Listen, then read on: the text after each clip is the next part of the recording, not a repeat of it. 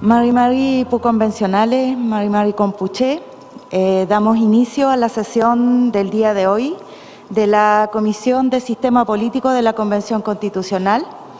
En esta jornada vamos a continuar con las audiencias con los invitados que nosotros hemos denominado en el módulo de poderes constituidos. Hoy nos acompaña la presidenta Michelle Bachelet, a quien agradecemos desde ya, ¿cierto?, que se haya dado el tiempo, en su tiempo de descanso, para acoger la invitación que como coordinación y también como comisión le hemos remitido y enviado, ¿cierto?, y que nos esté acompañando hoy día, presidenta, muchas gracias. Es muy relevante también señalar que, bueno, es la única mujer que ha ocupado el cargo de presidente de Chile, así es que también esa mirada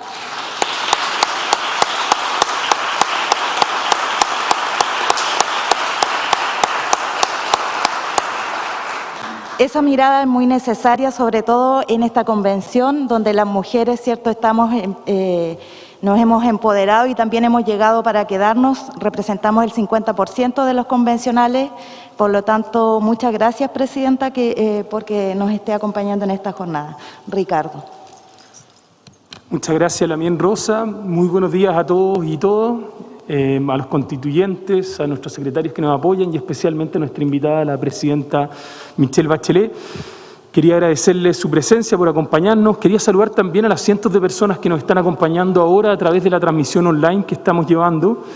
Y también quería contar que parte del proceso que lideró la presidenta Bachelet es reconocido por esta convención. En el artículo 50 del Reglamento de Participación Popular se incorporan al debate constitucional los resultados del proceso participativo ciudadano del proceso constituyente del 2016. Incluyendo las instancias de participación, consultas individuales, encuentros locales, cabildos provinciales y cabildos regionales. Creo que es muy importante resaltar que este proceso constituyente es una lucha de hace muchas décadas, que se inició cuando se impuso la antigua Constitución y que se materializa a través de esta Convención Constitucional. Una de las protagonistas fue la presidenta Bachelet, así que le agradecemos mucho por su presencia el día de hoy. Gracias, Ricardo. Bueno, sin más, vamos a dar inicio, ¿cierto?, a la exposición y a la presentación de la presidenta. Así es que, presidenta, bienvenida a esta Comisión Sistema Político y a la Convención Constitucional también. Tiene la palabra para su exposición. Muchas gracias, Rosa, muchas gracias, Ricardo, y un gran saludo a todos los constituyentes. Quiero primero que nada agradecer muy sinceramente la invitación. ¿No está funcionando esto? Más cerca, ok. Agradecer la invitación a participar en este espacio deliberativo que creo que es crucial para una nueva Constitución. Valoro además que se trate de una instancia concreta, pero concebida además de cara a la ciudadanía, ¿no es verdad?, abierta y transparente, donde también las opiniones sean escuchadas con respeto y como insumo para una discusión de fondo, donde se dé la voz a la mayor pluralidad política, social, cultural, de manera que ninguna mirada quede fuera. También valoro asimismo que se invite a quienes hemos desempeñado cargos de representación popular por la experiencia que significa, yo diría, reunir los desafíos que nos mandató la ciudadanía y el ejercicio efectivo de la democracia y las políticas públicas. En consecuencia, hoy día yo no pretendo intervenir como experta en derecho constitucional, que no lo soy, sin duda, ni como cientista política. Simplemente lo voy a hacer como expresidenta, como servidora pública, que ha enfrentado y sigue enfrentando, yo diría, el tremendo reto de llevar los textos a la acción. Permítame partir con un elemento que creo que es clave, que es la necesidad de coherencia y de equilibrio como nociones transversales. Una de las tareas más desafiantes que tendrá la Convención es lograr, a mi juicio, dar coherencia y un sentido unitario a la Constitución. Creo que sería un error pensar que basta con reunir lo más reciente, la vanguardia de la discusión constitucional, si ello termina siendo un agregado de elementos fragmentados sin relación entre ellos. También sería un grave error dejar de escuchar los anhelos de la población. De allí, a mi juicio, la importancia de dedicar los esfuerzos necesarios a elevar un conjunto sistemático y orgánico de normas que den respuestas al Chile de hoy, porque una buena Constitución es una que ayuda al funcionamiento del país. Tomará tiempo y mucha discusión, pero precisamente el proceso deliberativo tiene por misión llegar a ese punto de encuentro. ¿Cuál es el denominador común de todos quienes habitamos en Chile? ¿Cuál es el contorno que queremos para que nos rija? ¿Cuál es ese nosotros que traerá orgullo y paz por décadas? Por cierto, hablamos de algo más que los principios generales que tiene cualquier constitución, hablamos también de una estructura que le dé sustento. Entonces, lo más relevante, a mi juicio, es entregar al país un marco de entendimiento que sea consistente en permitir el desarrollo de nuestros principios comunes, del cual se desprenda una interpretación clara y compartida sobre lo que decidió como fundamento la ciudadanía, lo va a decidir en el 2022. Entonces, la coherencia es clave, en la medida que cualquier contradicción entraba en la práctica, que se hagan valer esos principios. Y una de las preguntas que deberán resolver como convencionales es cuán estrecho o amplio es este conjunto de principios y herramientas para asegurar esa coherencia. Ese equilibrio va a ser un pilar fundamental de la gobernabilidad futura. Y en relación con este punto, por lo que he podido conocer en diversas funciones nacionales e internacionales, el camino de una enumeración exhaustiva de derechos y deberes, de normas y garantías, puede terminar siendo contraproducente o letra muerta, tanto por la pérdida de la necesaria priorización como por la necesidad de dejar espacios a nuevas necesidades, a dar flexibilidad al cuerpo de leyes ante cambios de escenario. Parece prevalecer la constatación que a mayor claridad para todos, mayores garantías para todos. En definitiva, es fundamental alcanzar un acuerdo que logre un equilibrio entre lo esencial y lo aplicable, que establezca principios permanentes y capacidad de gobernarlos. Y esto es válido para todas las comisiones, pero creo que adquiere aún más sentido en esta comisión, que debe dar a Chile buenas herramientas para mantener viva su democracia. Permítame algunas palabras sobre la organización de nuestro sistema de gobierno. Concretamente, ¿qué ocurre con la forma en que se organiza el poder político? Es decir, a través de qué instituciones queremos que se distribuya el poder. El sistema de gobierno sigue siendo un tema abierto, con muchas dimensiones, argumentos y consecuencias prácticas, como el tipo de elección, directa o indirecta, limitaciones a la reelección, uso de las temporalidades políticas, es decir, elecciones simultáneas o separadas. Lo determinante es, una vez más, la noción de equilibrio. Si partimos del principio que el poder no puede estar concentrado en una sola institución, el desafío es lograr un equilibrio para representar de la mejor manera posible los anhelos ciudadanos y a la vez dar gobernabilidad. No son discusiones fáciles ni intuitivas y recién comienzan a salir del círculo de los académicos. Se va a necesitar invertir en mucha pedagogía hacia la ciudadanía para sumarla a la decisión y se necesitará capacidad de entendimiento para llegar a una posición lo más satisfactoria para todos. Se han escrito miles de páginas sobre las ventajas y desventajas del régimen presidencial, semipresidencial y parlamentario. Y a mí no me corresponde dar un punto de vista definitivo sobre un asunto cuya diversidad he podido comprobar en el mundo. Así, en Europa y Oceanía predominan el régimen parlamentario, seguido por variantes de semipresidencialismo. En América y África esta tendencia se invierte, con más estados con presidencialismo seguidos de cerca por casos de parlamentarismo. Sí creo que será importante hacer el esfuerzo de situar la argumentación en nuestra trayectoria histórica, ya sea para desapegarnos de ella o para perfeccionar el camino seguido hasta ahora. Chile tiene una tradición jurídica, por lo demás, que habrá que examinar con rigor y con generosidad. Quisiera agregar 3 elementos a tomar en consideración cuando se discute el sistema político. Primero, la cultura política de un país. Todo régimen está vinculado a una cultura política. Sin embargo, eso no quiere decir que cambiar el régimen provocará necesariamente un cambio cultural favorable. No hay causa y efecto, sino que intervienen otros factores como la participación activa de la ciudadanía, la transparencia exigida, los niveles de conocimiento y valoración de la democracia o el sistema de partidos del país. Como médico les puedo decir que un buen tratamiento pasa por un buen diagnóstico. Muchas veces ocurre que se quiere remediar una situación con respuestas que necesitan otras intervenciones, porque tenemos distintos problemas. Por ejemplo, un problema es mejorar la representatividad del régimen presidencial, otro es corregir su rigidez, otro es fortalecer la cultura democrática, Otro es reconstituir el lazo entre representantes y representados. Por lo tanto, no se puede dar respuesta a todos los males con una sola medida. Segundo, la responsabilidad por los actos políticos. Es algo de lo que se habla menos, pero se debe tomar en consideración una adecuada rendición de cuentas de quien toma decisiones. Ante la exigencia creciente por atribución de responsabilidades, debemos ofrecer a la ciudadanía un régimen que contemple mecanismos claros para entregar un mandato y poder monitorearlo hasta el final. Si vemos los casos que del Brexit o la inacción climática, nos recuerdan que despojar una decisión de su responsabilidad política ejecutora es un problema de enormes consecuencias, porque si nadie se hace cargo, ¿cómo corregimos? El nuevo régimen deberá ofrecer claridades en este sentido o al menos permitir que la legislación particular lo haga. Tercero, la preparación de la transición institucional, como probablemente habrá cambios en la institucionalidad política actual, habrá que destinar los mejores esfuerzos en preparar las diferentes etapas de implementación en el tiempo. Y esto va a requerir, por supuesto, coordinarlo con el Gobierno y con el Congreso.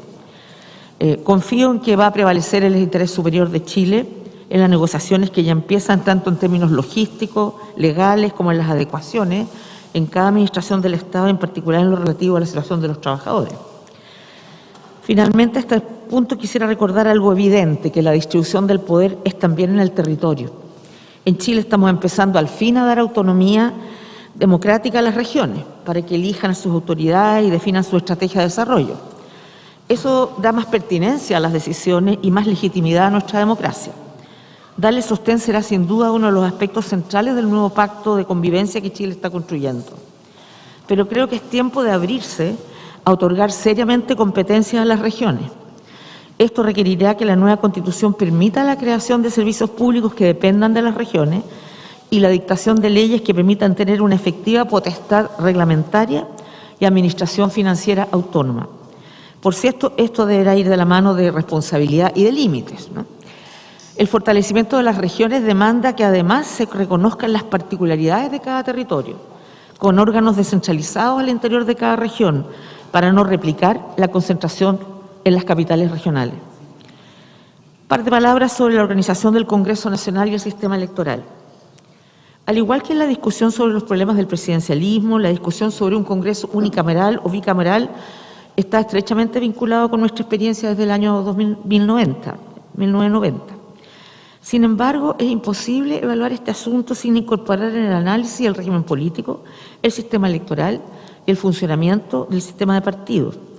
Y en este sentido quiero reiterar la necesidad de tener una mirada integral de procesos e instituciones interrelacionadas. Los principales nudos críticos muestran cómo estas dimensiones se nutren de nuestros aprendizajes pasados. La tardanza en medidas correctivas ha traído una frágil valoración de la institución y de sus integrantes. Y en primer lugar, creo que es importante pensar en la eficacia política. La lenta tramitación de los proyectos de ley y los bajos niveles de cooperación podrían ser resueltos en parte por un Congreso unicameral, pero hay quienes señalan que el bicameralismo asegura mejor calidad de los proyectos por la doble revisión legislativa. Y la verdad es que no hay respuesta simple, ambas posibilidades tienen pros y contras. Incluso podemos revisar la noción de celeridad parlamentaria si la creación de mayores espacios de intervención de la ciudadanía en el proceso legislativo pasa a ser un valor y no un rechazo.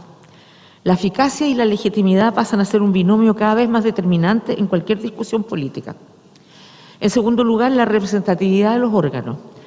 Hemos experimentado una débil representatividad de la sociedad y de sus territorios, habiendo corregido en parte la falta de simetría entre peso electoral y peso en el Congreso. Sigue habiendo desafíos para abordar. El mejor espejo en el que habrá que mirar nuestro futuro Parlamento es lo que ha logrado la Convención Constitucional, combinando mecanismos correctivos y de reconocimiento a nuestra diversidad. Y aquí interviene el sistema electoral, donde siempre hay espacio para hacer correcciones, pero creo que hoy los esfuerzos más relevantes deberán orientarse en poner al día el funcionamiento de los partidos políticos con los nuevos estándares como organizaciones modernas, capaces de recuperar la confianza y cumplir un rol adecuado en nuestra nueva democracia. En tercer lugar, los controles internos y externos. Acá el bicameralismo ofrece mayores posibilidades de controles mutuos entre las cámaras. En caso de optarse por el unicameralismo, existen, por cierto, en experiencias mundiales, mecanismos para cumplir la función de revisión de la segunda Cámara mediante un sistema integral de comisiones, mientras que la relación con el Ejecutivo puede cumplir en parte la función de vigilancia constitucional. Pero una vez más volvemos a la importancia del sistema electoral y en particular las inhabilidades o las limitaciones a la reelección. Lo importante es orientar las normas en la misma dirección.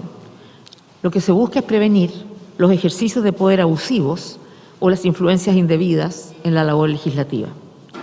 Otro elemento central es que se debe seguir en el camino de mayor transparencia. Mucho se ha avanzado desde la transmisión de las sesiones, como ahora, la declaración de intereses, el acceso a la discusión legislativa, hasta el registro del lobby. Pero mientras exista posibilidad de perfeccionar, hay que proseguir el camino. Permítanme, y ya voy terminando, sobre la idea de Estado plurinacional. El censo del 2017 determinó que el 12,8% de la población se identifica como parte de un pueblo indígena. Sin embargo, en ninguna de las constituciones que ha tenido Chile en su historia, 1833, 1925, 1980, en ninguna de ellas los pueblos indígenas han sido reconocidos. No tienen existencia en la Carta Fundamental, como tampoco tienen existencia sus derechos. Se trata de una negación de la diversidad cultural que existe en Chile. Y nuestro país es una excepción en esta materia. Es uno de los 3 países en Sudamérica que no reconoce a los pueblos indígenas en su constitución, junto a Uruguay y Surinam. Distinta es la situación de Guatemala, Nicaragua, Colombia, que incluyeron los derechos indígenas en sus constituciones, reconocen el derecho a la propia cultura y la identidad étnica cultural. En México, Perú, Ecuador y Bolivia existe un reconocimiento de la composición pluricultural y multietnicidad sustentada en los pueblos originarios. Mucho más avanzados están países como Nueva Zelanda o Canadá, que otorgan rango constitucional a los tratados que los colonizadores europeos firmaron con los pueblos indígenas, como el Tratado de Waitangi en Nueva Zelanda o los Number Treaties en Canadá. Un nuevo diseño constitucional podría contener un tratamiento a lo menos de los siguientes temas: autonomía, tierra y territorios, participación, representación, derechos colectivos, pluralismo jurídico y educación intercultural. El criterio rector es que se reconozcan derechos expresados como principios constitucionales, con el objetivo de garantizar la diversidad y alejarnos, por tanto, de un modelo único de vida y de entender las relaciones institucionales y culturales al interior del Estado chileno. No hay que temerle a la plurinacionalidad. Es lo que puede permitir al Estado y a las comunidades tener relaciones en que se reconozcan las particularidades de los pueblos originarios indígenas y sus demandas. Déjenme concluir felicitándolos a cada una y cada uno de ustedes por la labor que están haciendo. Creo que es de la mayor relevancia entregar a Chile la posibilidad de reencontrarse y dar un curso institucional pacífico con reglas claras a los conflictos que existen en nuestra sociedad. Y yo estoy convencida que no hay duda que somos un mejor país cuando somos capaces de conversar y de dialogar. Muchas gracias.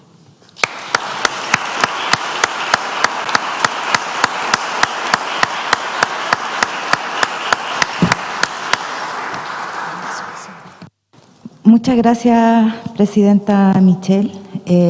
Una vez terminada, ¿cierto?, la exposición, se inicia la ronda de preguntas o el tiempo para el inicio de las preguntas por parte de los convencionales. Así es que queda abierta la palabra para que puedan preguntar. Raúl, tienes la palabra. Gracias, coordinadora. Buenos días, señora Presidenta. Respecto del sistema electoral y los partidos políticos, quería preguntar por la opinión que usted tiene sobre un sistema mixto que combine listas abiertas y cerradas como forma de fortalecimiento de los partidos políticos. Gracias. Muchas gracias, Raúl. Arturo. Sí. Muchas gracias, Presidenta Bachelet. Mi pregunta es bien directa y apunta a la gradualidad y la implementación de cualquiera de los cambios que como sistema político se pudiesen acordar en esta nueva Constitución. Muchas gracias. Gracias, Arturo. Tiene la palabra Bárbara Sepúlveda. Gracias, coordinación. Muchas gracias, Presidenta Bachelet, por su exposición.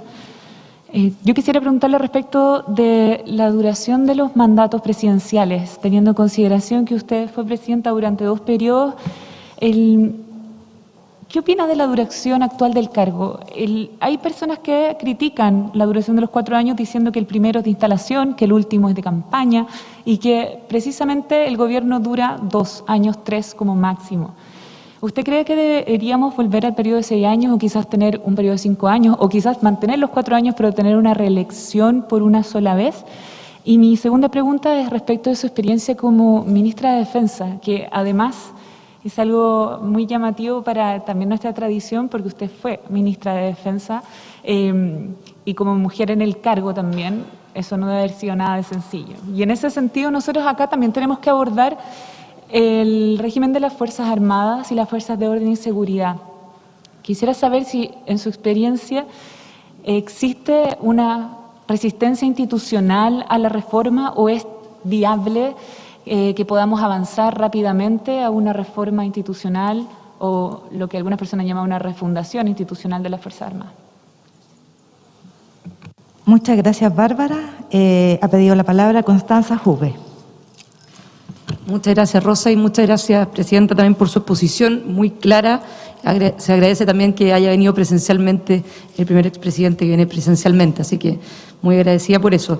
Yo comparto con usted, de hecho lo he planteado en esta comisión, de que para poder tener un tratamiento hay que tener un buen diagnóstico y que hay un tema de diagnóstico institucional muy complejo en el que estamos hoy día porque tenemos lo que en la academia se llama la parálisis institucional o el gobierno dividido, que es la mezcla entre elecciones conjuntas de presidente con parlamento, de un sistema electoral proporcional con grandes magnitudes y un presidencialismo donde el presidente tiene atribuciones pero no tiene poder.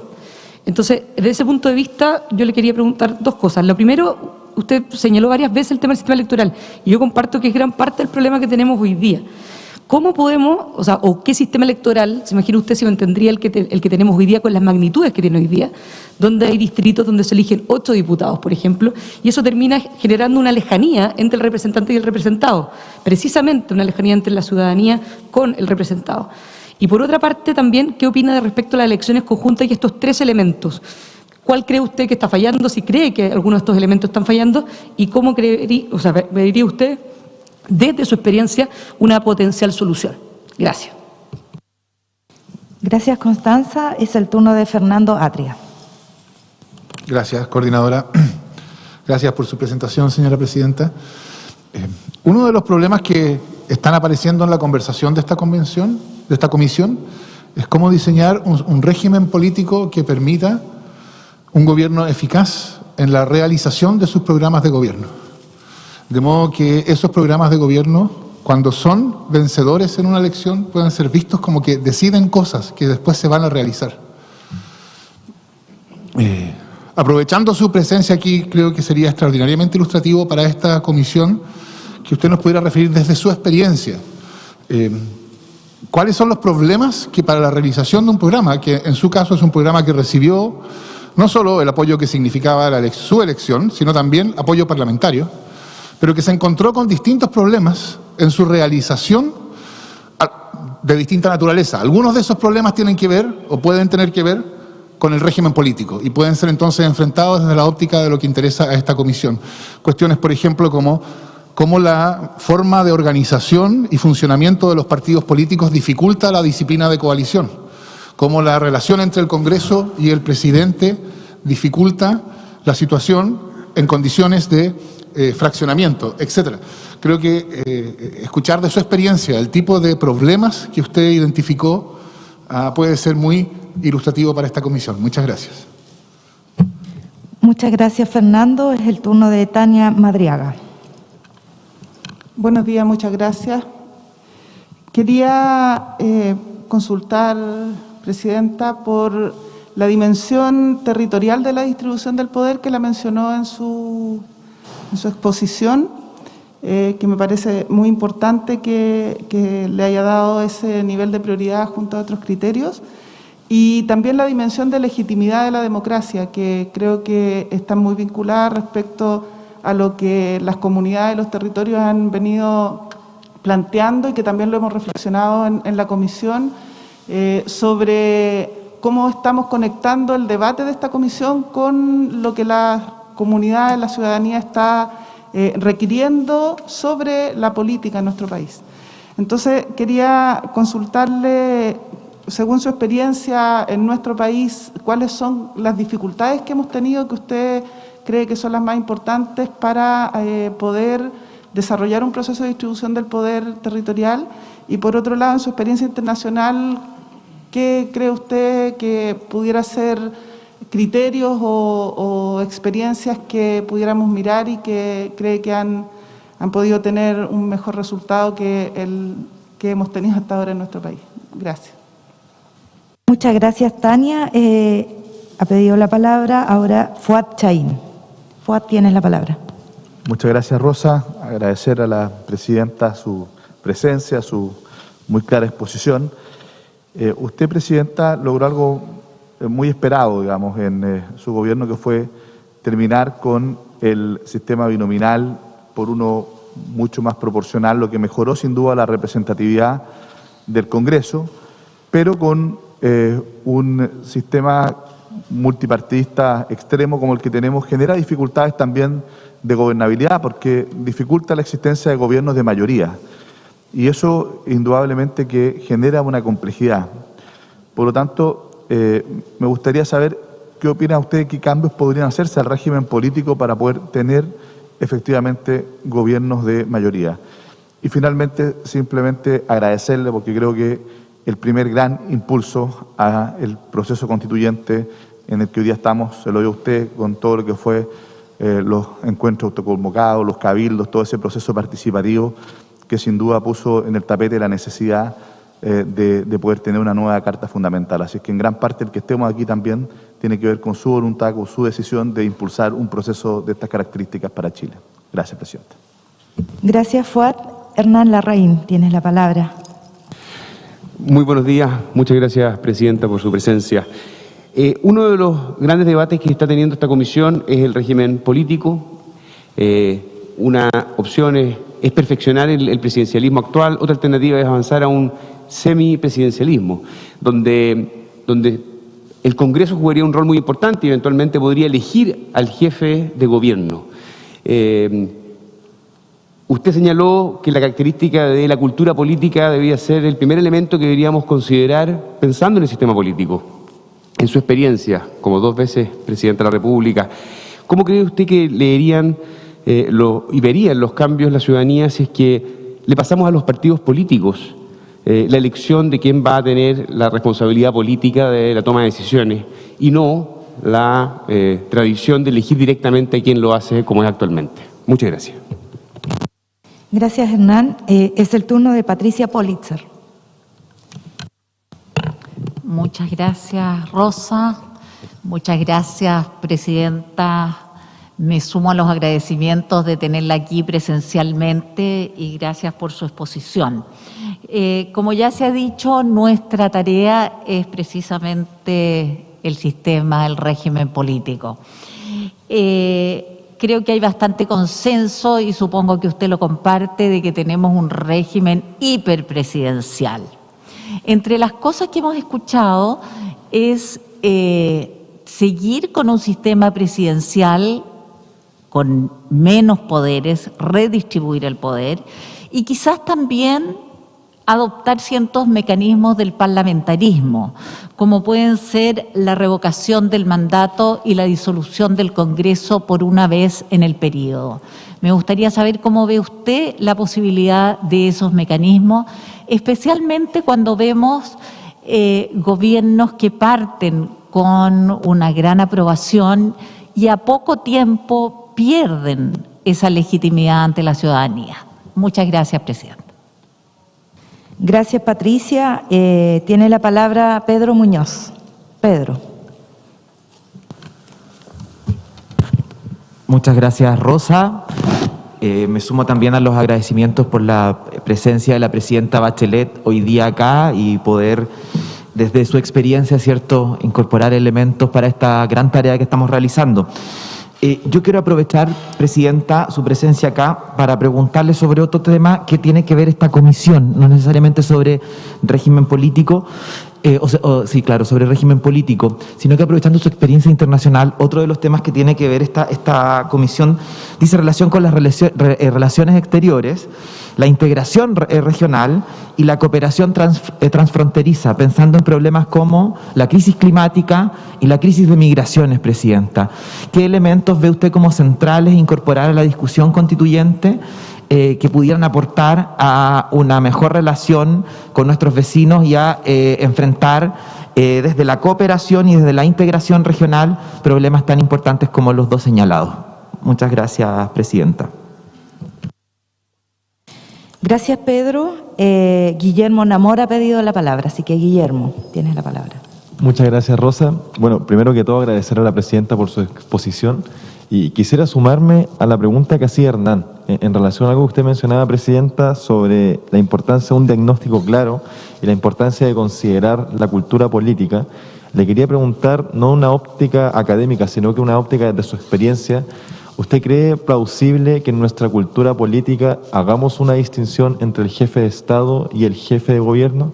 Y como segunda pregunta, o más bien dos preguntas más, si usted cree probable que tengamos en el futuro, o qué le parece a usted la posibilidad de que en el futuro hayan ministros que a la vez sean parlamentarios, y la posibilidad también de que en el futuro se comparta el poder de agenda en relación a las emergencias legislativas entre el Poder Ejecutivo y el Congreso. Gracias, Guillermo. Alejandra Pérez ha pedido la palabra. Alejandra. Hola, buenos días. También sumarme a agradecer la presencia de usted aquí hoy día. Quiero saber qué piensa de la elección conjunta de una presidencia y vicepresidencia, dividiendo funciones y que sea con paridad.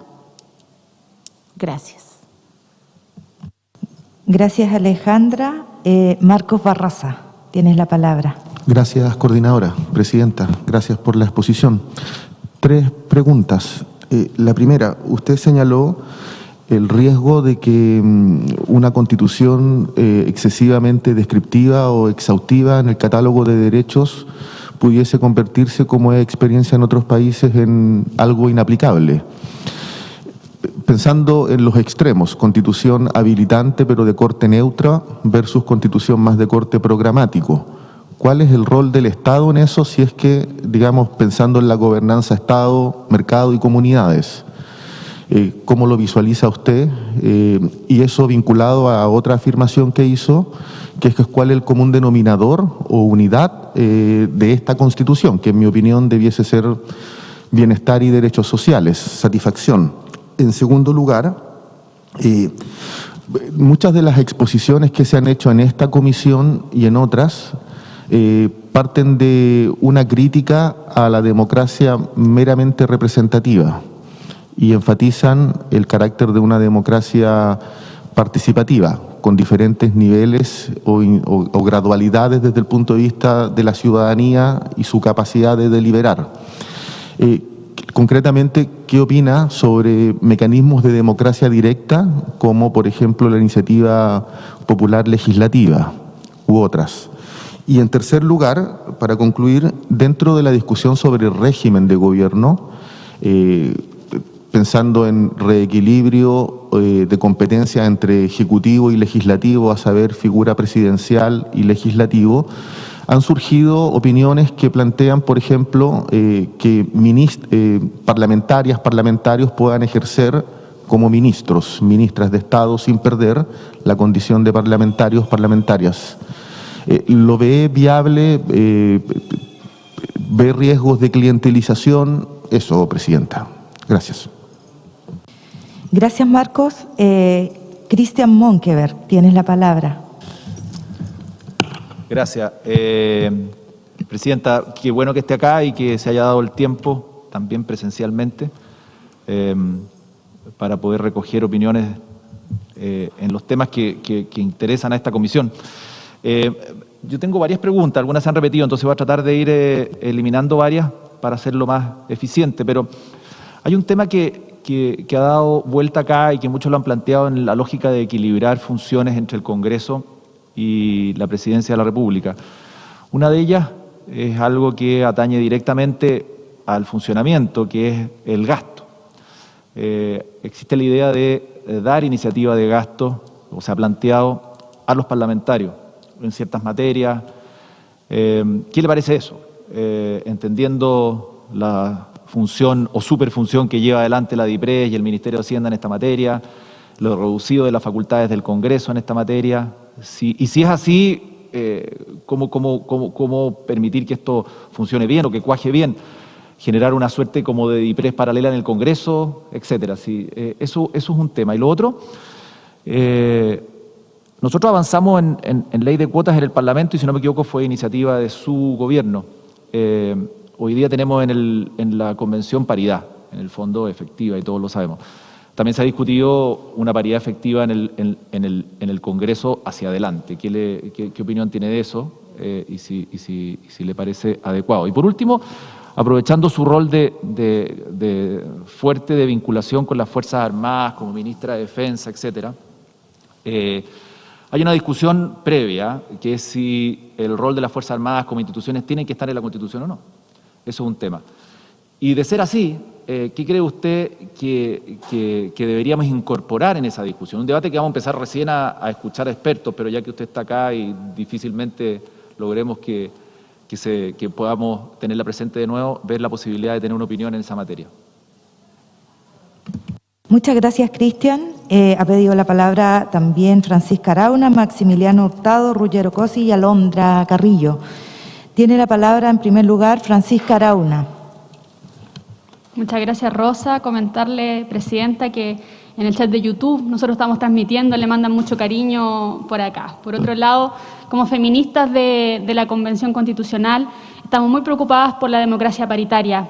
Entonces, usted abrió un gran camino para nosotras, por lo tanto me gustaría saber cuál es su opinión respecto a esto y cómo después vamos a ir implementando, porque una de las grandes preocupaciones en general, particularmente de los varones, es cómo después vamos a ir implementando esto. Y eso es algo que me gustaría que me pudiera responder. Y por otro lado, también hemos conversado mucho respecto al bicameralismo asimétrico acá.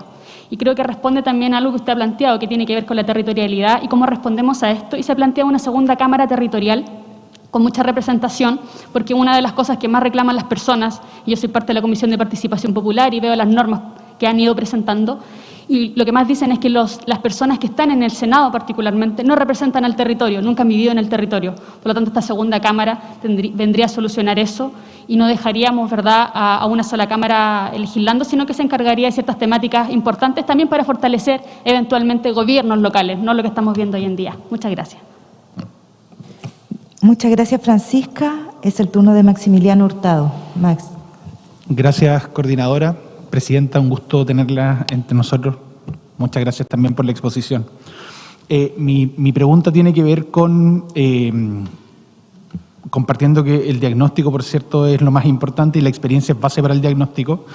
En su experiencia, ¿cuál es el punto neurálgico entre la relación del Ejecutivo y el Congreso Nacional? ¿Cuál fue su experiencia sobre esto y qué medidas desde un régimen presidencial pueden tomarse precisamente para mejorar ese relacionamiento y esa sintonía que se requiere para materializar un programa de gobierno?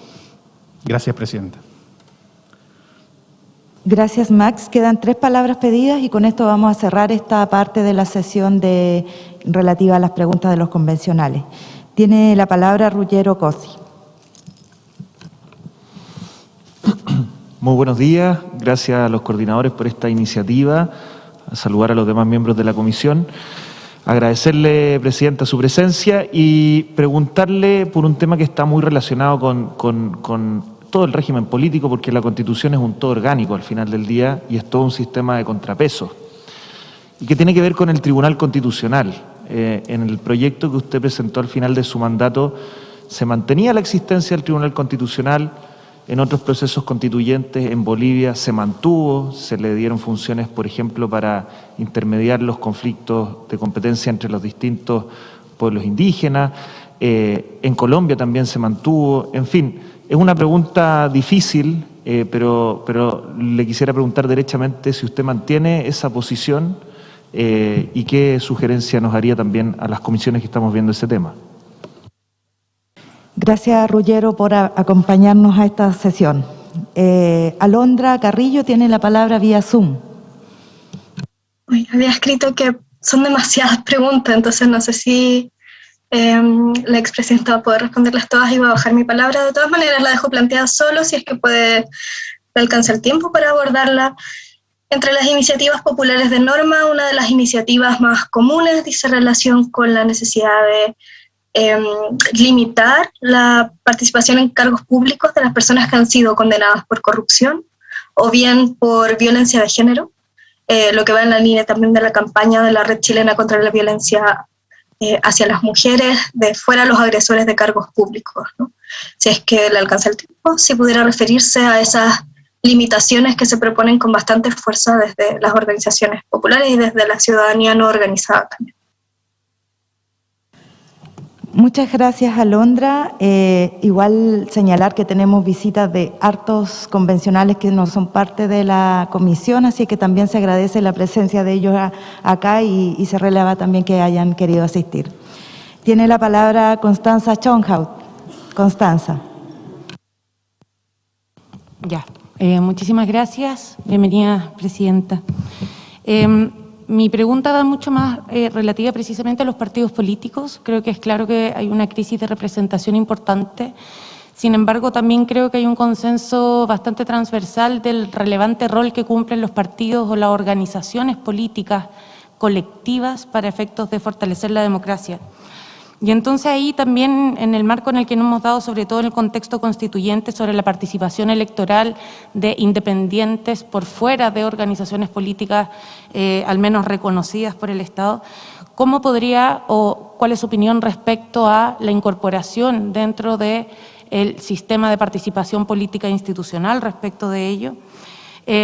Y la segunda pregunta también respecto a partidos, cómo quizás, esto yo sé que es más o menos difícil, pero algunas luces sobre cómo podemos empezar a avanzar, a transitar nuevamente a partidos más programáticos, que sean capaces de expresar posiciones claras ante la ciudadanía, dejando atrás los partidos más pragmáticos, donde muchas veces terminan, y quizás a propósito de la falta de democracias internas, en caudillismo o en la política de la farándula, ¿no? Eso, muchas gracias. Gracias, Constanza. Para terminar con esta ronda, vamos a dar la última palabra a Luis Jiménez. Luis.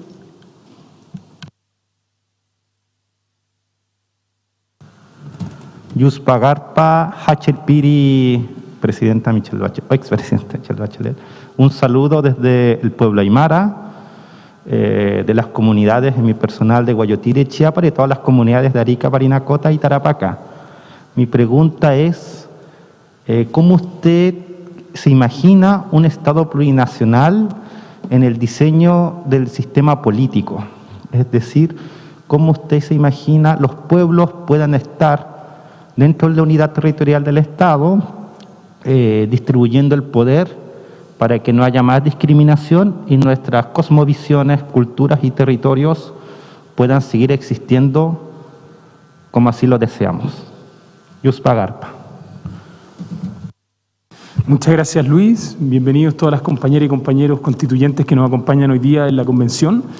Tuvimos 20 intervenciones de preguntas, con 2, 3 preguntas por intervención, un promedio de 50, 60 preguntas más o menos. La presidenta anotaba acá un montón de hojas. Varios de esos temas están interrelacionados, varios de esos temas se complementan. Así que primero quiero agradecer a las cientos de personas que nos están acompañando por YouTube, por Facebook, por Instagram, todas las redes sociales de la convención y todas las transmisiones particulares que estoy viendo acá de varios de los constituyentes. Así que agradecerles por los saludos, por el apoyo. Y sin más, dejamos a la presidenta para que nos ayude con algunas de las preguntas que se han hecho. Si yo pudiera contestar todas las preguntas, no sé, pues me dan el premio Nobel o algo, ¿eh? Porque en verdad que no tengo idea muchas de las cosas que ustedes me preguntan. Va a ser muy franca, yo soy así, los que me conocen. Porque claro, yo siento que al final, voy a decir una cosa que va a ser muy brutal, pero al final lo que importa son las personas, digamos, en el sentido que los sistemas pueden ser perfectos y si las personas no funcionan adecuadamente, los sistemas no van a funcionar. Entonces, yo no estoy diciendo, lo que quiero decir es que no hay sistema de gobierno perfecto, no hay una respuesta perfecta que pueda solucionar los problemas de partidos que la ciudadanía no ve como legítimos. O sea, el problema es que los partidos tienen que ser capaces de reconstituir la relación con la ciudadanía, tienen que ser capaces de acercarse a la ciudadanía. Y creo, como tú decías, desde lo programático, desde las ideas. Pero en una sociedad como la nuestra hoy día, estoy hablando de la sociedad, de las personas cuya preocupación fundamental es tener para comer, para vivir, el debate de ideas es realmente poco, es pequeño, y por eso creo que es súper importante que esta convención y todos ustedes puedan tener abiertas estas puertas para que mucha otra gente pueda incorporarse a discusiones que probablemente para algunos les parezcan súper lejanas, ¿no?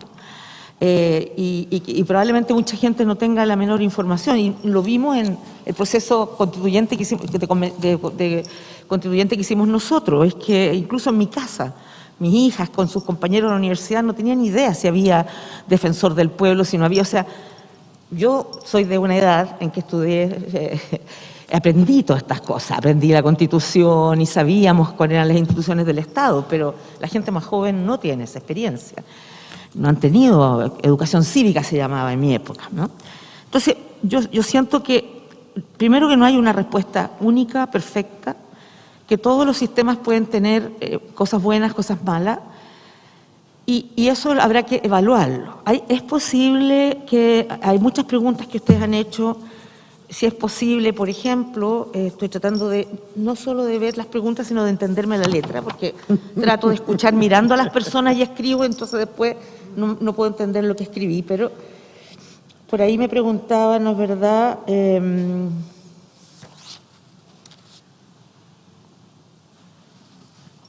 Si era posible, por ejemplo, tener ministros que fueran parlamentarios.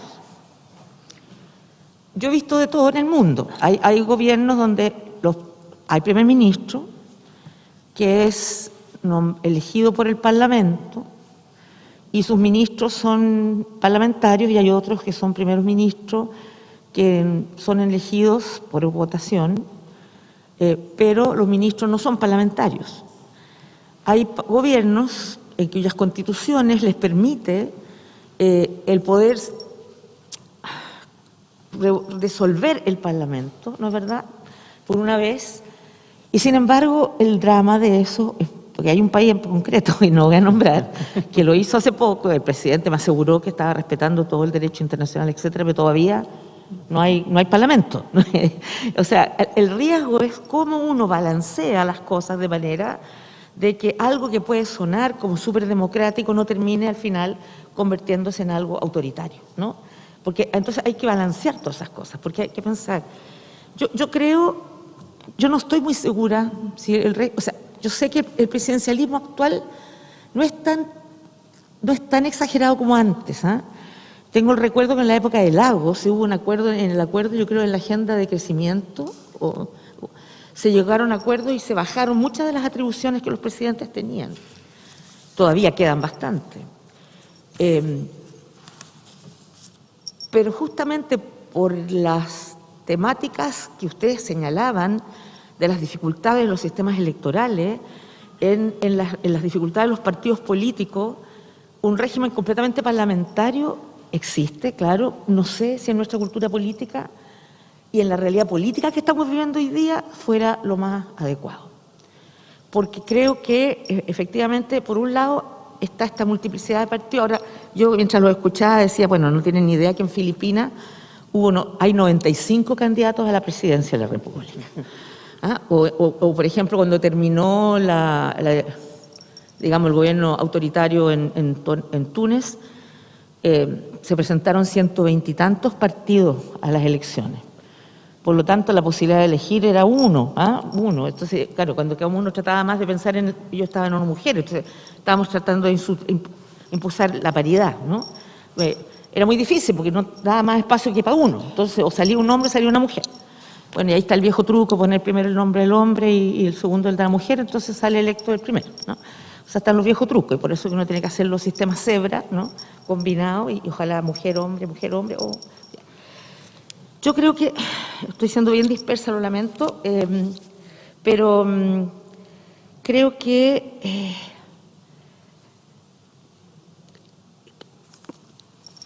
¿cuáles son las dificultades para gobernar con el Parlamento?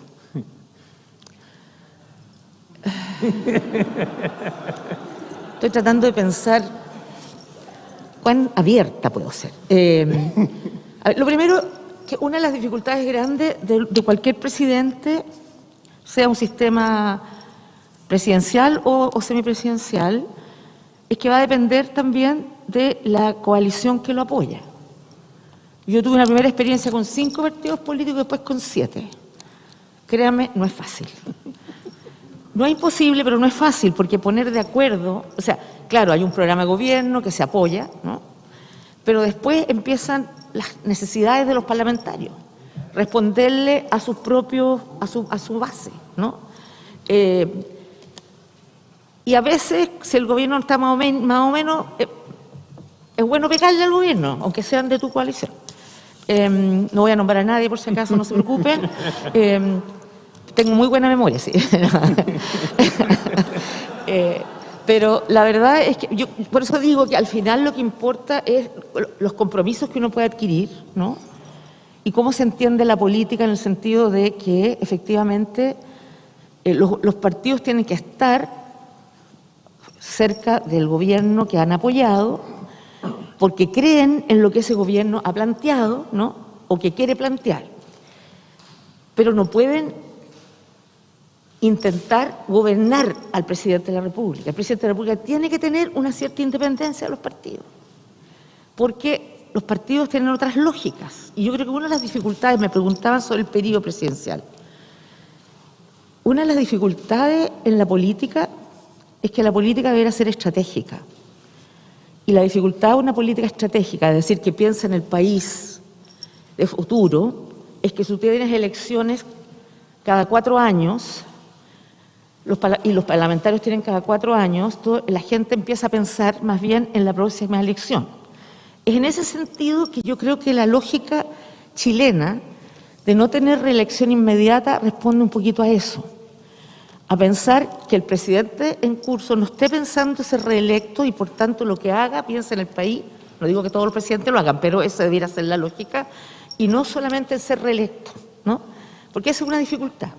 Y una dificultad para que sean estratégicos cualquiera sea, el presidente o los parlamentarios, y sobre todo los parlamentarios que son electos cada 4 años.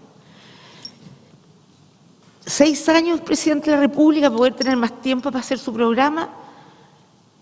Claro, Lagos tuvo 6 años, a mí me lo cortaron a 4. Yo me pregunté si era porque era mujer, pero bueno, no importa. Pero ¿se imaginan 6 años de un presidente malo? Es una tragedia para un país. ¿Ah? Entonces, por eso digo que todas estas cosas no son abstractas, va a depender, o sea, los sistemas no resuelven todos los problemas, primera cosa.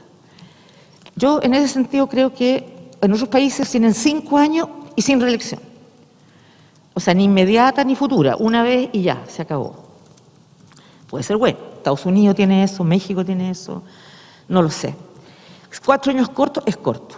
Uno no alcanza, y no tiene mucho que ver solamente con las elecciones. Es cierto, sí, que las elecciones, y creo que tenemos otro problema nosotros, que tenemos entre medio elecciones, ahora se ordenó un poquito más, pero había un momento que todos los años había elecciones, o eran, no gobernadores, pero los del Consejo Regional, los municipios, qué sé yo. Entonces, al final, en un gobierno había 3 años donde había elecciones, y eso dificulta mucho, porque la gente que quiere ser electa se focaliza en ello y no se focaliza en las tareas que tienen que hacer. Entonces, yo siento que ese es el problema, cómo uno logra un sistema donde las personas puedan ser más estratégicas. Yo creo, ahora, no se trata de que estén 20 años y sean estratégicos, porque eso, claro, nadie los quiere tampoco.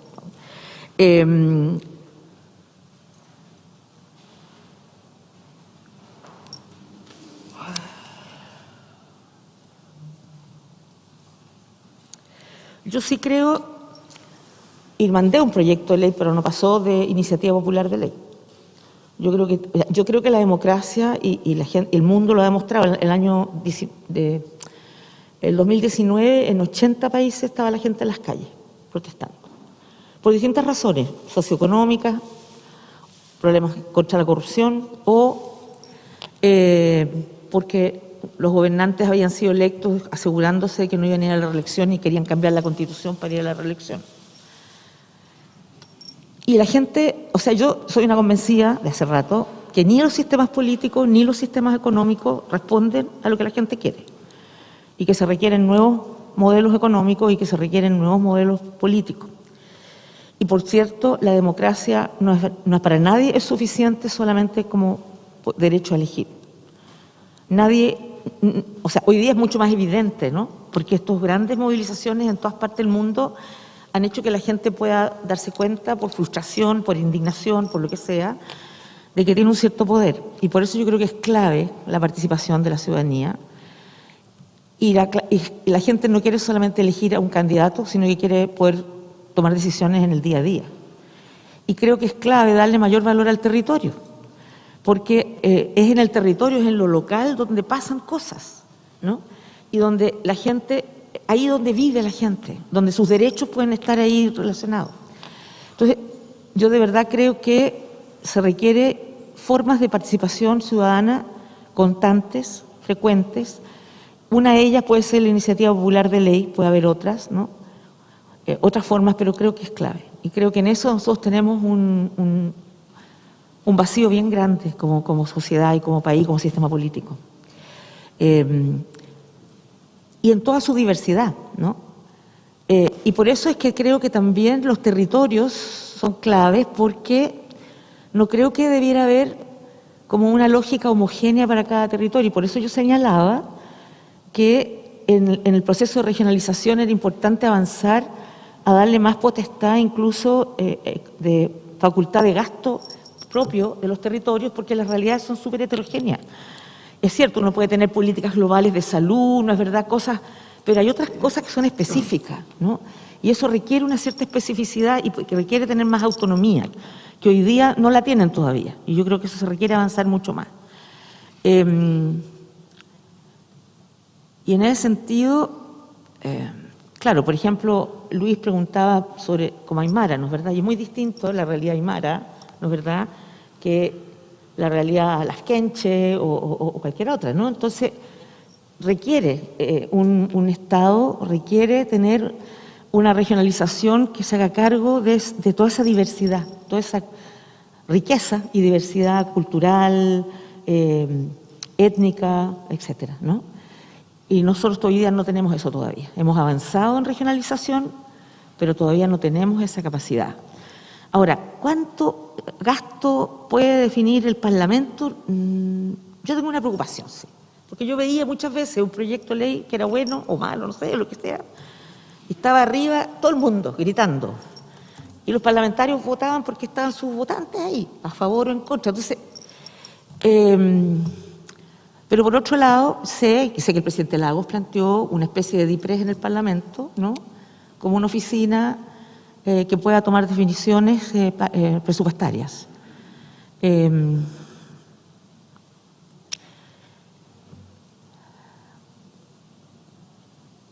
La pregunta es, me imagino, si las iniciativas de ley del Parlamento pudieran incluir recursos, ¿no? Esa es la pregunta, porque hoy día hay iniciativa legal de los legisladores.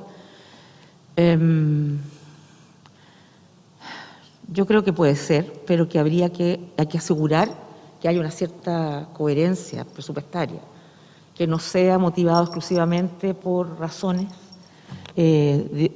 digamos, muy particulares que pudieran generar un gasto presupuestario tremendo que el país no pudiera llegar a acuerdo. Pero con los parlamentarios había acuerdos, muchas veces se llegaba a acuerdos. Siempre es más difícil el reajuste y esas discusiones, ¿no? Pero se había acuerdo. Yo no estoy en contra de ninguna posibilidad, pero no tengo experiencia en eso. Tendría que estudiarlo un poco más para saber cuáles son las experiencias, si son buenas experiencias, malas experiencias, cuáles son los pros y los contras y cuáles son los riesgos que conllevan muchas de estas cosas. Entonces, yo sé que estoy siendo una lata para ustedes porque les gustaría que yo tuviera como respuestas blanco y negro, pero no las tengo, ¿no? Porque creo que este es un tema súper complejo y que no hay soluciones perfectas. Pero sí creo en que hay que asegurar que la democracia paritaria pueda fortalecerse y en ese sentido hay que revisar si en el sistema electoral es suficiente lo que se logró avanzar con respecto del tema de género o si hay que incluir más. Creo que es súper importante, obviamente, insistir en cosas que no son del régimen político, sino que son de la educación. Cómo uno educa a los niños y niñas de manera de asegurar que los derechos de las niñitas sea algo que para todo el mundo sea normal, adecuado. Hay que educar a los apoderados también en ese mismo sentido. Porque si no, y lo otro que es las señales que se dan políticas, y creo que esta convención, y por eso decía que este es un buen modelo, porque el que haya paridad, aunque creo que por la paridad se perdió una o dos mujeres, ¿no? Porque algo pasó y claro, se equilibró, pero quedaron como dos mujeres menos, sí. Pero bueno, pero es una cosa que fue en todas partes del mundo sumamente, yo diría, fue muy importante para muchas personas. Oye, de verdad que no entiendo la letra, qué cosa más atroz. Sí,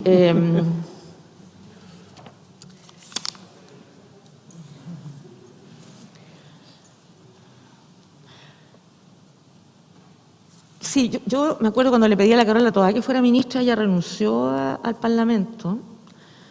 Y claro, la pregunta es si los parlamentarios, o sea, yo lo que no creo que pueda hacerse, lo hacen en algunas partes, pero yo no sé cómo. En Francia son ministros y pueden ser parlamentarios y pueden ser alcaldes.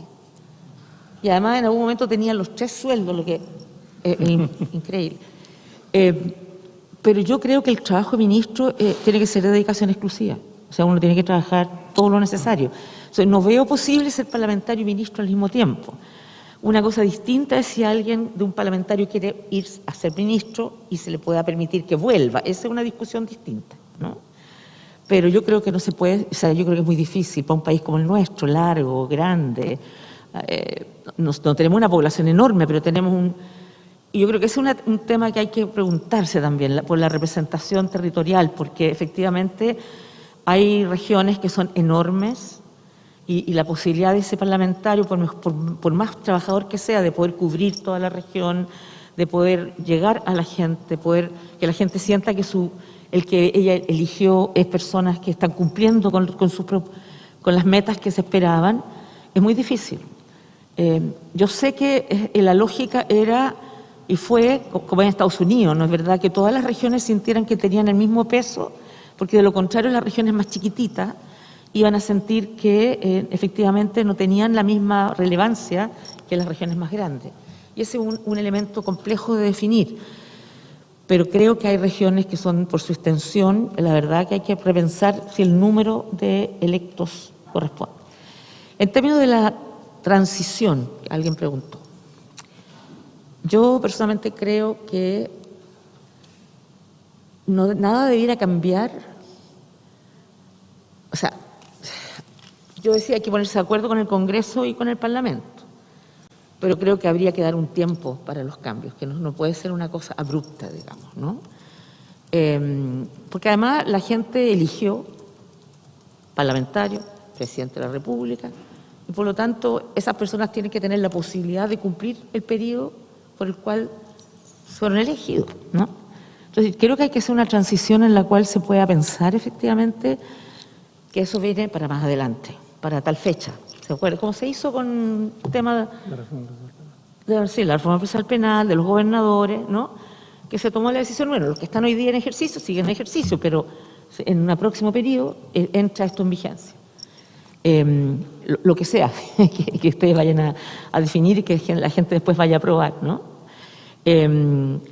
Porque si no es muy complejo, si no es muy desordenado, es muy complejo. Las personas tienen que, cuando llegan, tanto los parlamentarios como los presidentes y sus ministros, que ordenarse, y se ordenan el periodo que tienen para hacerlo. Tienen que fijar sus prioridades y todo aquello.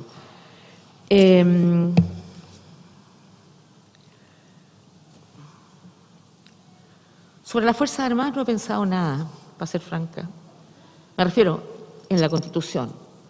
Lo único que tenía claro y que se sacó es que no podían ser los garantes de la institucionalidad, digamos, ¿no? Eso se cambió ya hace años. Es el pueblo soberano, el garante, ¿no? de una democracia, de una sociedad. Con respecto, Marco preguntaba algo sobre lo esencial de la Constitución. Yo pienso que lo esencial es que tiene que definirse un Estado social y democrático de derecho. ¿no? Eso es lo esencial, ¿no? Que pueda garantizar efectivamente los derechos a todas las personas. Obviamente en la medida de lo que el país pueda, pero que efectivamente. Y en ese sentido, claro, no es parte de ustedes, pero creo que obviamente hay varias cosas de la Constitución que hay que cambiar, porque yo creo siempre, lo he creído, pero en particular si uno lo ve con el COVID, quedó aún más claro que quienes han podido responder es el Estado y que los privados tienen que jugar un rol, sin duda, pero el Estado es el que realmente puede garantizar los derechos a las personas. Y por eso es que tiene que ser un Estado de derecho democrático, sí. Y la Constitución actual da un rol de subsidiariedad al Estado, que creo que le limita extraordinariamente en las posibilidades reales de garantizar los derechos a las personas. Entonces, ahí es una parte básica. Yo no sé si ustedes se tienen que meter con eso o es otra parte, pero creo que eso es clave, efectivamente.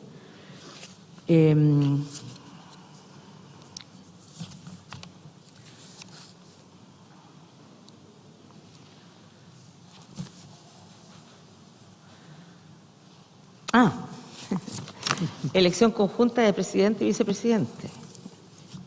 Y paritaria. Chile es uno de los pocos países que no tiene vicepresidente y que tiene un sistema en el cual cuando el presidente no está, asume, hay una orden de prevalencia, asume el ministro de Interior y si no hay un orden de prevalencia. Y hasta ahora ha funcionado bien eso, ha funcionado bien. Hay otros países donde los vicepresidentes juegan, Argentina, la vicepresidenta es la presidenta del Senado, ¿no? Dirige el Senado. No tiene un rol, o sea, tienen roles distintos bien definidos.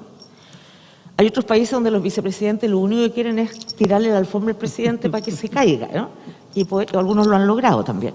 Entonces, todo esto, como digo, tiene sus pros y sus contras. Yo no sé si en la cultura política chilena, por ejemplo, el modelo presidente-primer ministro pudiera ser entendido. Porque en la cultura política chilena, si a alguien le pasa algo, no sé, en cualquier parte siempre, bueno, en la cultura política chilena, los fracasos se centralizan y los éxitos se regionalizan y se localizan, ¿no? Siempre el gobierno y el presidente es culpable de cualquier cosa. Y en ese sentido, porque suponen que los presidentes saben todo, cuando digo saben todo me refiero a detalles, a cosas que no tienen por qué saber uno, ¿no? Pero creo que, entonces no sé si para la cultura política chilena la presencia de un primer ministro y presidente es algo que la gente pudiera entender bien, pero que si hay cualquier modelo de ese tipo, se requiere que las funciones sean súper claras y definida, porque de lo contrario el choque de poderes, el choque de representatividad y de identidad puede ser lapidario, yo diría, para un sistema. Realmente malo.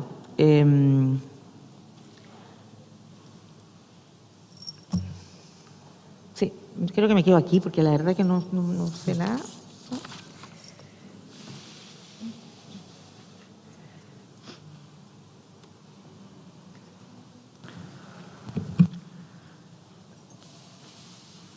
Una última cosita.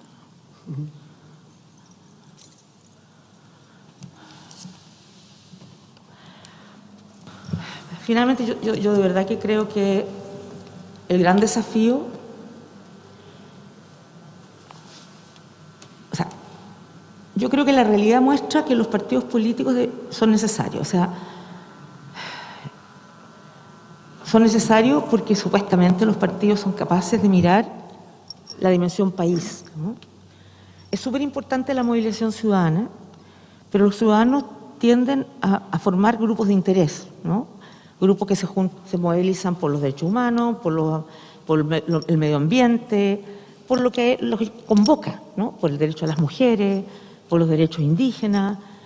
Y los partidos tienen la obligatoriedad de tener una mirada país, incorporar todos esos elementos. Entonces son necesarios. Eso yo estoy una convencida. Pero los partidos tienen que ir a una reforma profunda, interna. Tienen que encontrarse con la gente. Tienen que recanar la legitimidad.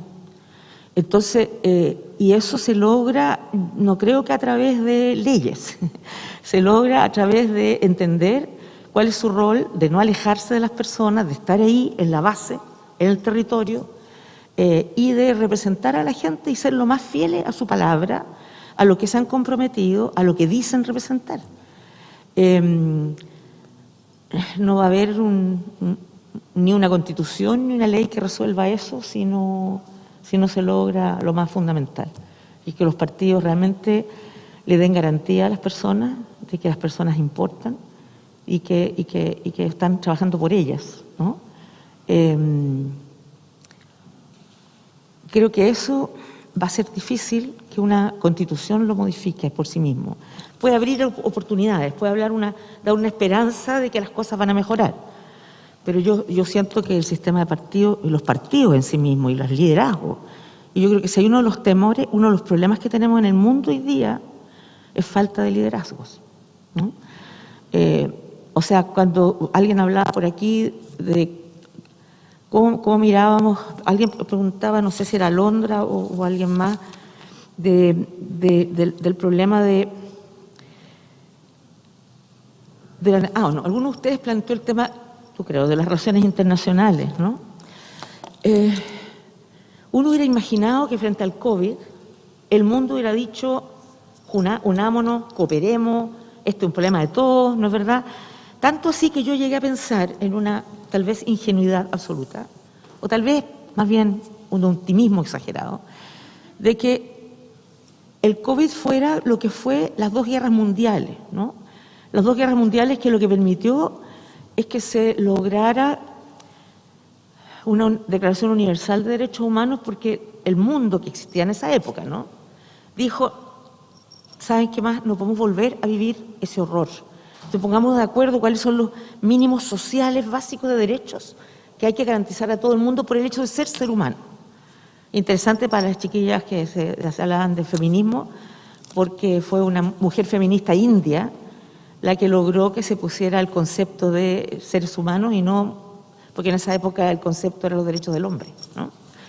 Y incluso la señora Roosevelt, que ella hablaba así, pero fue una india que fue feminista la que hizo eso. Entonces, fue tal el horror de las guerras que se dijo, no podemos volver a esto. Entonces, armemos un algo que nos convoque a todos, que nos comprometa a todos, ¿no? Yo tenía la esperanza que el COVID hiciera lo mismo, que la gente supiera que teníamos cosas como humanidad fundamentales que teníamos que cuidar y respetar. Y no lo logró. Se ha visto algunos elementos.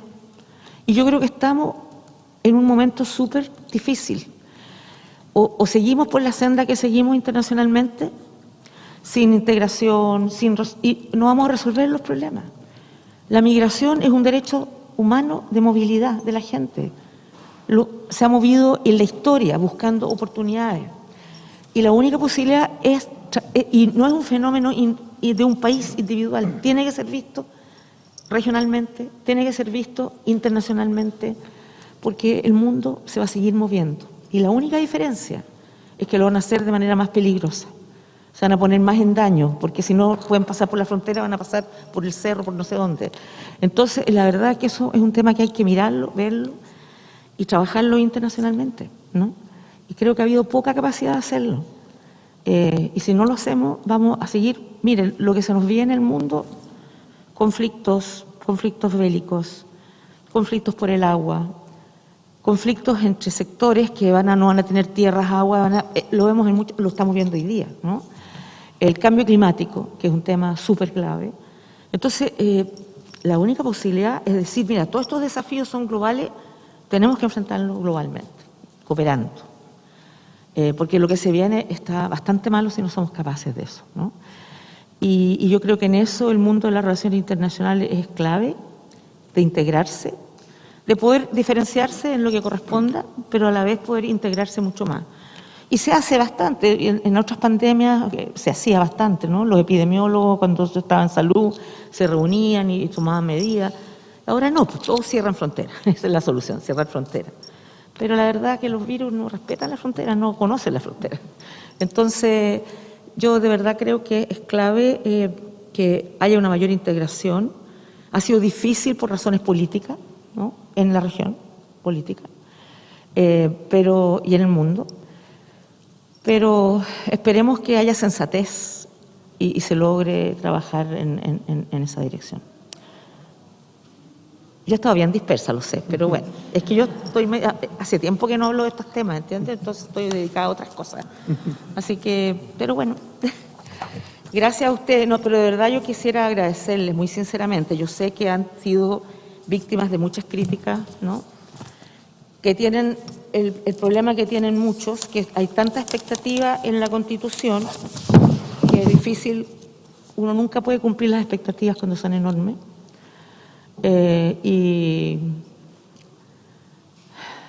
Pero por eso ustedes son unos valientes, por un lado. Ahora con máscara es más fácil salir a la calle si no resulta la cosa, pero en fin. Pero no, de verdad los felicito, porque creo que son temas súper densos, súper difíciles, y creo que la gente espera de ustedes tanto que espero que lo logren. Y yo sé que no me van a invitar nunca más porque he estado tan desordenada, pero no importa, puedo participar en alguna otra por Zoom. No. Muchas felicitaciones a todos. Perfecto.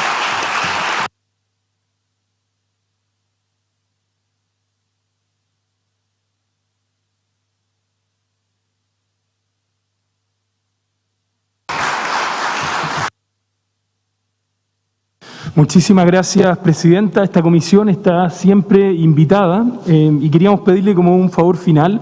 Las personas que usted ve acá al frente son las personas que durante enero van a estar votando una propuesta constitucional de nuevo régimen político, de plurinacionalidad, de un sistema de organizaciones políticas y también de un sistema electoral. Y quería pedirle una reflexión final. ¿Qué recomendación le daría a estos constituyentes que tenemos al frente, que son los encargados de llevar al Pleno la propuesta que debe ser votada ya?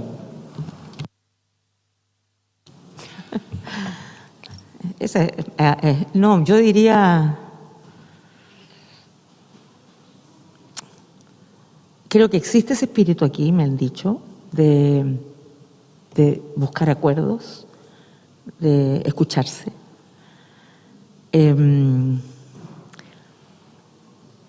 Porque creo que el gran desafío es tener una constitución que pueda rescatar, por un lado, lo que la gente verdaderamente quiere y anhela.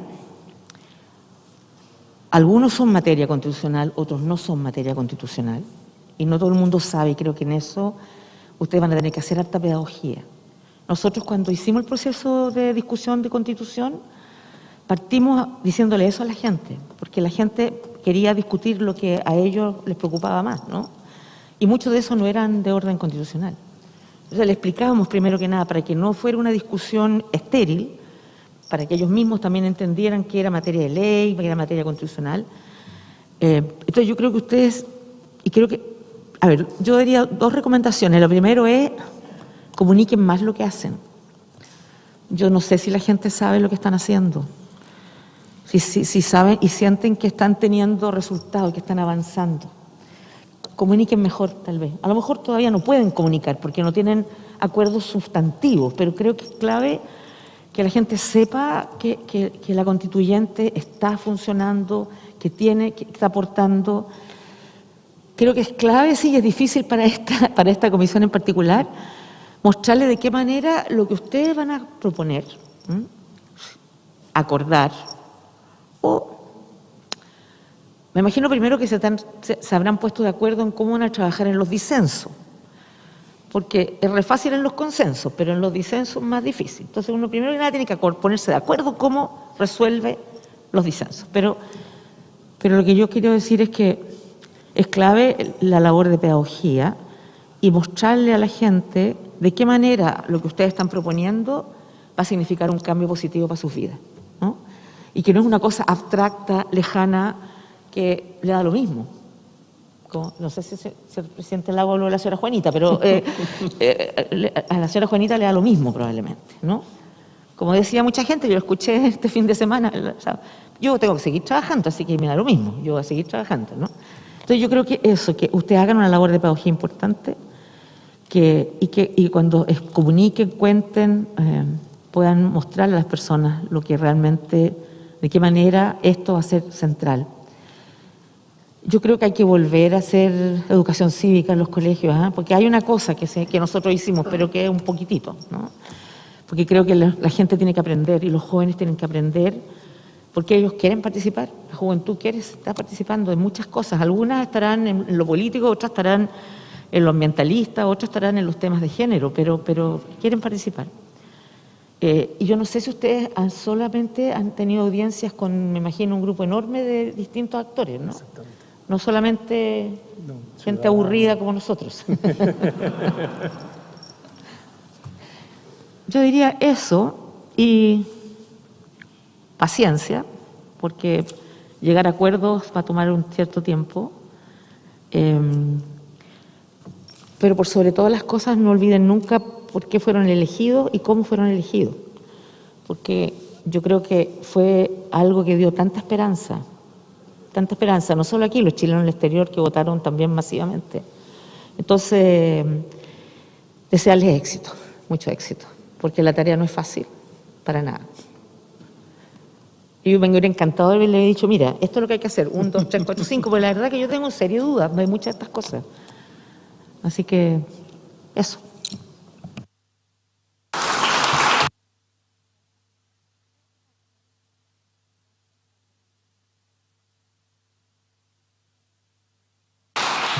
Muchísimas gracias, Presidenta. Compañeras, compañeros, les queríamos pedir ayuda también para que nos ayuden a hacer una salida ordenada. Vamos a hacer un punto de prensa, vamos a comentar un poco lo que se habló acá. Les queríamos pedir su colaboración. Vamos a suspender la sesión hasta las 11:30 y vamos a despedir a la Presidenta. Presidenta, le quería agradecer Queremos una foto, queremos una foto. Sí. Tranquilo, ya viene. Venía un cierre espectacular, lo cortaron ahí en la mitad. Pero queríamos agradecerle, Presidenta, por su experiencia, por su testimonio y especialmente por sus reflexiones y decirle que usted también es parte de este proceso constitucional. Así que vamos a suspender, vamos a invitarlos a todos acá para tomar una foto muy ordenada y vamos a aprovechar de despedir a la Presidenta con un gran aplauso. Se suspende la sesión.